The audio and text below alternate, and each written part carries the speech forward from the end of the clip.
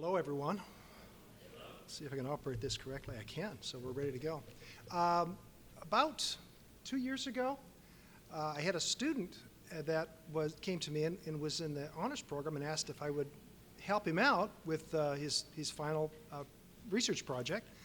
And he didn't know what it was at the time, so we talked, but things that we were both interested in. And we came up with corruption, which is kind of ironic. Catholic school, we're supposed to be, but we were very interested in corruption internationally, and so we put our heads together, and he did all the work. So Evan did most of all the work, but we wanted to come up with a study based on how corruption would affect growth, and in this case, we're going to be looking at economic growth, and so that's what we decided to do, and. The interesting thing was, by the time we were done, the research was good enough that we talked about it, and I said, let's get this thing published. So Evan's already been published as well because of doing this.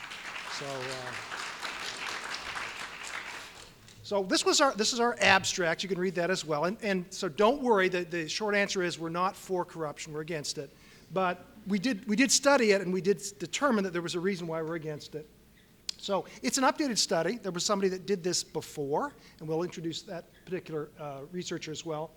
We did use math, because we like math when we're in economics and finance. We did a linear regression to be able to analyze the findings, both from before and now, of what happens when you deal with different countries that have various levels of corruption and various levels of economic development. So basically, the results of our study were, this is the spoiler alert here, that as the corruption levels decrease, the growth measured by the GDP tends to rise. So less corruption, more economic benefits for people living in those countries.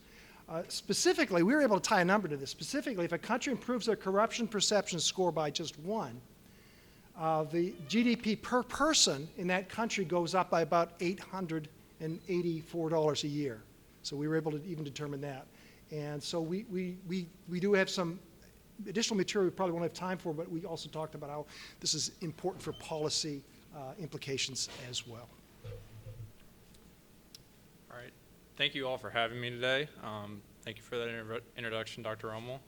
So this is just a little bit more about the project overall. So obviously one of the most general ways to measure economic growth is through gross domestic product. So we use GDP per capita as one of our variables. And corruption was really a fascinating thing to look at. I found that actually $1.26 trillion per year is lost in developing nations to corruption. So I thought that was a pretty staggering stat to look at and realize.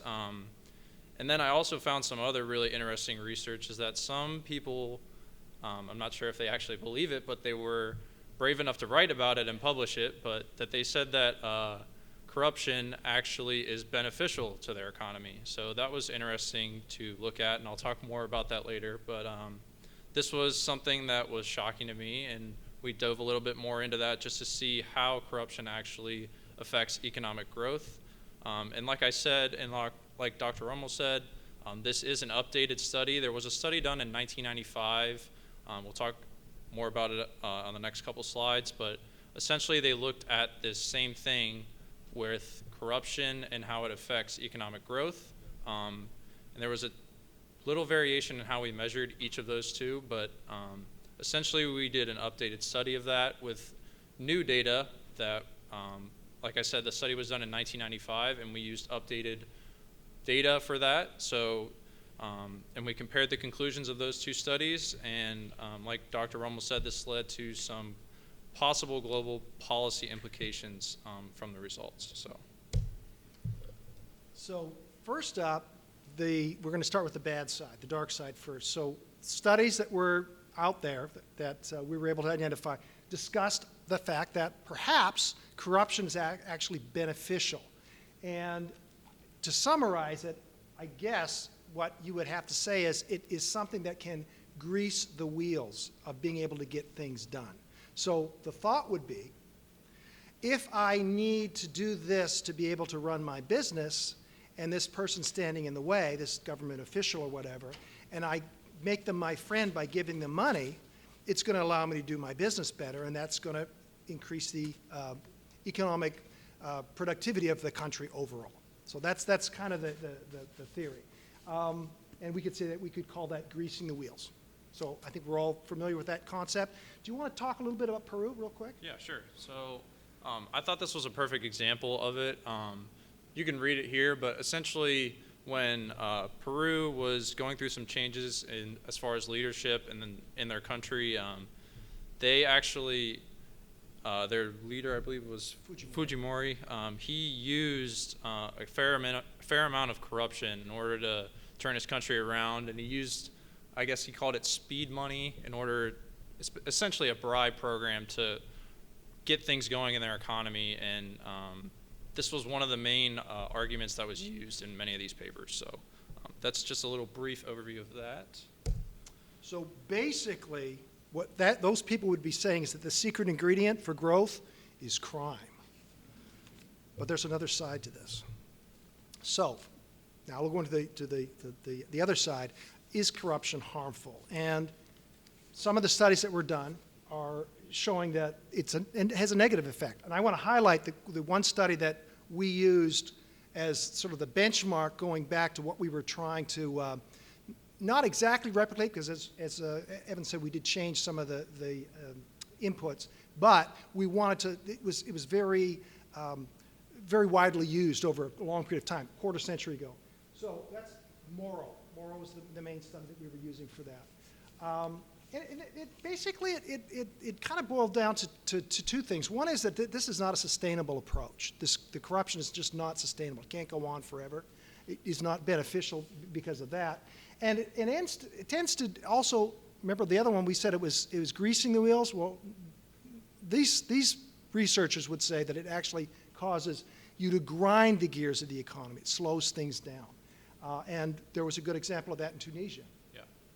So just to piggyback off what Dr. Ruml was saying, one thing that was consistent through my research on all of these different research on corruption and growth was that Morrow's study was cited in nearly all of them. So it was definitely the most popular one, so I figured that would be one of the best ones to base the study off of, since it was so widely used in other research that I found.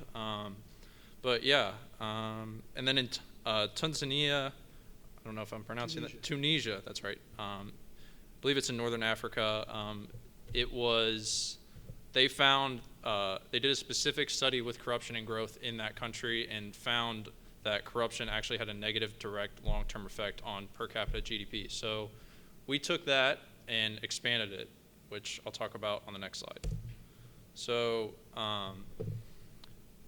as I mentioned with the Morrow study in 1995, there was a huge gap in research from then until all the way in 2020 when we conducted this research. So there was a significant gap in what we were looking for. And then in 2014, there was another research, I believe it was just a modification to that 1995 research that was done. So still 7 to 8 years of missing data for that research.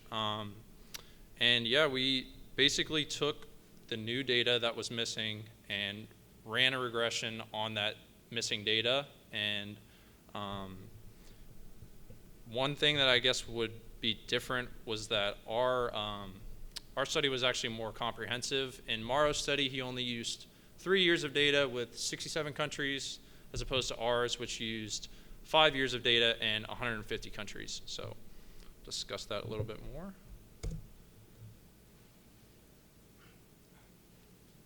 So the two things that we were using was gross domestic product per capita, per person, so we have an idea of how it would affect every individual. And we used a relatively new way of looking at corruption, which is Transparency International's Corruption Perceptive Index, which is CPI. We'll use that abbreviation. And it's not currently the world's most widely used scale to be able to determine if something's corrupt or not. And it goes from 1 to 100.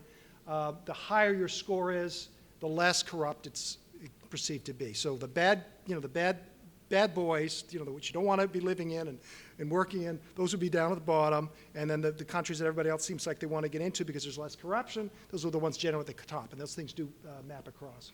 And we used linear regression, so we just were looking at the shape of a line, if it was going up or down. If there was any kind of correlation, we did some mathematical work on that. We'll touch on that in a second. The dependent variable in the study was the growth measured by GDP per capita, and the independent variable was the CPI scores of that country. And just a little bit more about the CPI index. So the three, I guess, main things that they use in their scoring of each country is bribes and how often they're used throughout the country, nepotism in forms of public service. So if the same family members and same group of people are constantly running the country, that's obviously not conducive to non-corrupt practices. And they also tracked where public funds were used. So a lot of corruption, as you would imagine, would probably go into the hands of private individuals and not back to the taxpayers. So this is obviously some of the things that they would use. It gets a little bit more in depth than that with the various surveys and data analytics tools that they use, but that's just the gist of the measurement. Okay, so we had a hypothesis. The null hypothesis was that this CPI variable would be zero. There would be a slope. There would be, no difference if a country was corrupt or not. It would just be flat.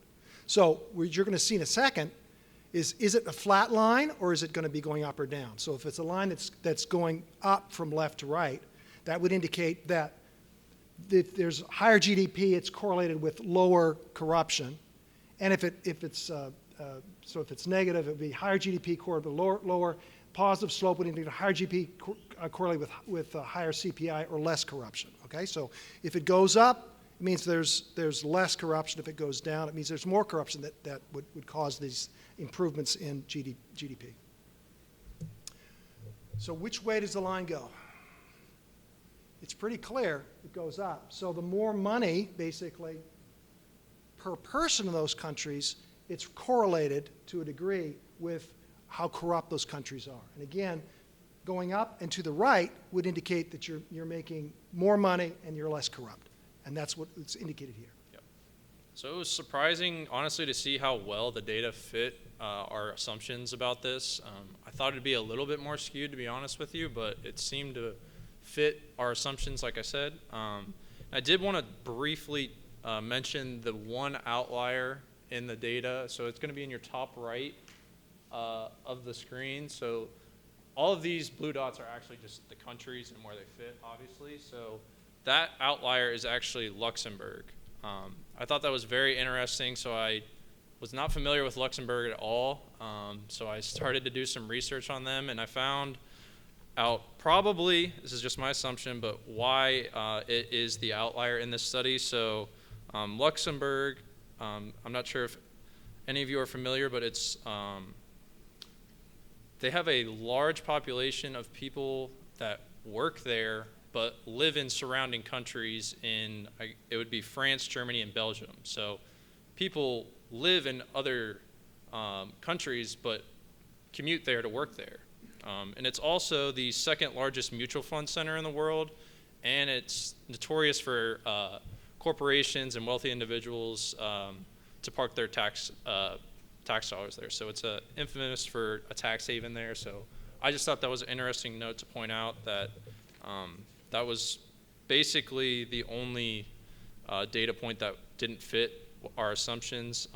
And then another quick point that the CPI index and as well as some of the GDP measures weren't available on the World Bank data, which is what we use for the GDP and the CPI, because some countries are too small, or I guess you could say they were even too corrupt to get actual reliable data from them. So they weren't even included in some of the studies. So that was part of the reasoning behind only 150 countries. We didn't use every country available, only because there wasn't sufficient data available. And then this is just a brief outlook of the results of this study. So this is the regression. I won't get too statistical on you, but the R-squared value is significantly high. We like to see that, so that was good to see. And As Dr. Ruml mentioned, we were able to reject that null hypothesis with our p-value being significantly below the 95% confidence interval. And as you can see it with the coefficient variable, this is what we mentioned in our abstract, that with a one score increase in CPI, a country's GDP per capita will increase by about $884 in current US dollars. So. Some of the things just as takeaways. So about 70% of the value was captured in this. Very much statistically clear that these two things are related. And we talked about the dollar amount as well. So again, 150 countries, pretty good data. We had fairly clear statistical work that could be done on it. And I guess the last couple of things that we just wanted to talk about was the fact that we were able to replicate an earlier study that's not been replicated in 25 years, which is something that's important in research. And we were able to extend it and actually do a little bit better job. Evan did actually a better job than was done 25 years ago. And it was very interesting to be able to tie it down to some dollar amounts, which you could actually talk about how the corruption will change the kind of income that people would have in these countries if they reduce their level of corruption. We're out of time, but I wanted to open it up for any questions. Dr. Grant. So, Evan, where was the United States in the CPI index? Not as high as you'd think. I think the highest score would have been like an 86. So there wasn't a perfect score by any means. That's actually a great question. I probably should have had that ready, but. Well, it's just, I wanted to see if you saw the results would be applicable to Americans. If Sure. we were able to reduce corruption, we'd see an increase in our gross domestic income. There's always room for improvement. Yeah, for sure. Where's it go?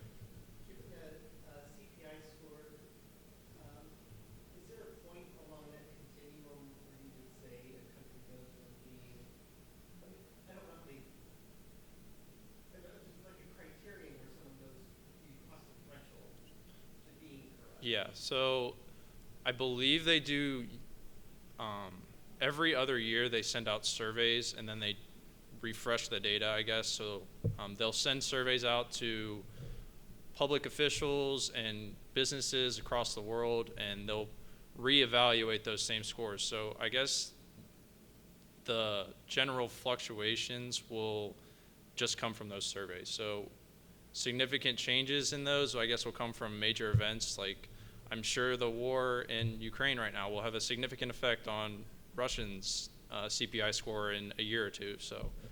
But is there a value for CPI score where you would say that's corrupt? Yeah.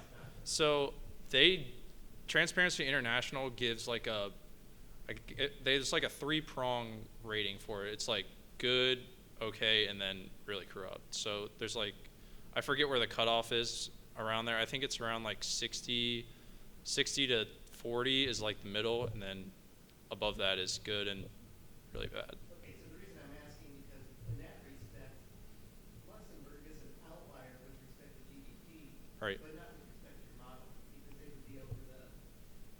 Sure. They're for the amount of money that people make there, they're fairly corrupt. That's the way it would be interpreted. Meaning, they should be up here somewhere, but they're not. Well, the CPI score is 50. Yeah, Well, they should be more. I guess they should be more down here, is what you're saying. Like, they should be there. That's what I guess you're getting at, right? Because there's not a whole lot going on there as far as like true bribery and stuff like that. So you would expect, I guess, the CPI to be a little bit lower. But that's a good point. Dr. Matthews? Actually, I'm glad you have this slide up. So if we were to split the data into two chunks from the GDP and look at, say, below 30,000 versus, 35,000 and above, Sure. it looks like it's not really such a linear relationship. That the ones at the top of the scale